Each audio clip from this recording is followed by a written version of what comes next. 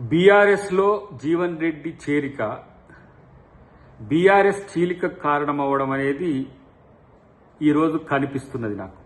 ఎందుకంటే మొదటి నుంచి హరీష్ రావు జీవన్ రెడ్డి గారి చేరికను వ్యతిరేకిస్తున్నట్టుగా తెలుస్తుంది. ఎన్నోసార్లు హరీష్ రావుకి ఇష్టం లేకపోయినా కేటీఆర్ బతిలాడుకొని జీవన్ రెడ్డి ఇంటికి తీసుకుపోవడం, లేదంటే కేసీఆర్ కాడికి తీసుకుపోవడం అనేది జరుగుతుంది.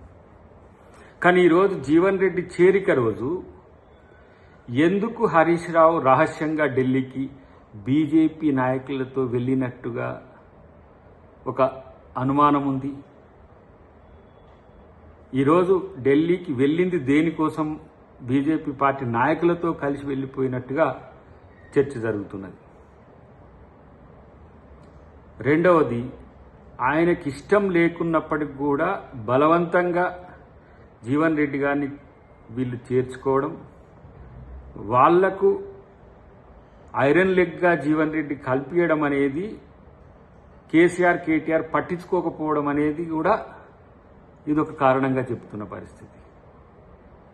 ఏడాది కాలం పాటు ఫామ్ హౌస్లోనే ఉన్న కేసీఆర్ తన రాజకీయ స్వార్థం కోసమో, తన కొడుకు రాజకీయాల కోసమో ఇలా జీవన్ రెడ్డిని తెచ్చుకుంటుండు అనటానికి ఈరోజు వాళ్ళు చేరికను పెద్ద బ్రహ్మాండంగా క్రియేట్ చేసి ఒక ప్రయత్నం చేసినప్పటికీ కూడా ఇలా హరీష్ రావు అలక వెనుక, లేదంటే హరీష్ రావు నారాజు వెనుక ఉన్న ఆంతర్యం ఏంటి?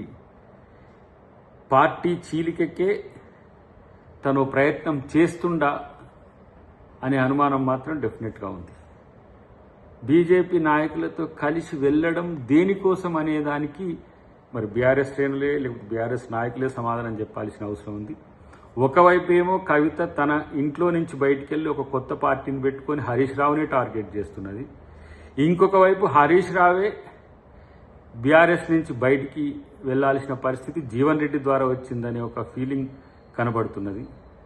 ఇలాంటి సంక్షోభ సంక్లిష్ట సమయంలో కేసీఆర్ తన రాజకీయ ప్రయోజనాన్ని జీవన్ రెడ్డిలో వెతుక్కోవడం అనేది ఏ విధంగా ఏమంటాము వాళ్ళకు వర్కౌట్ అయిద్దో కానీ డెఫినెట్గా జీవన్ రెడ్డి చేరిక బీఆర్ఎస్లో చీలిక కారణం.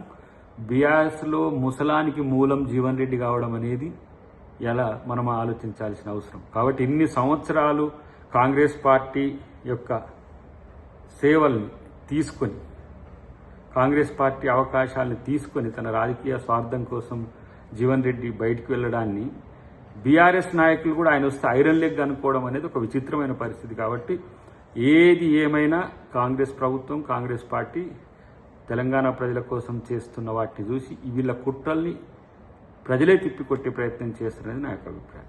Subscribe us and press the bell icon for more interesting updates.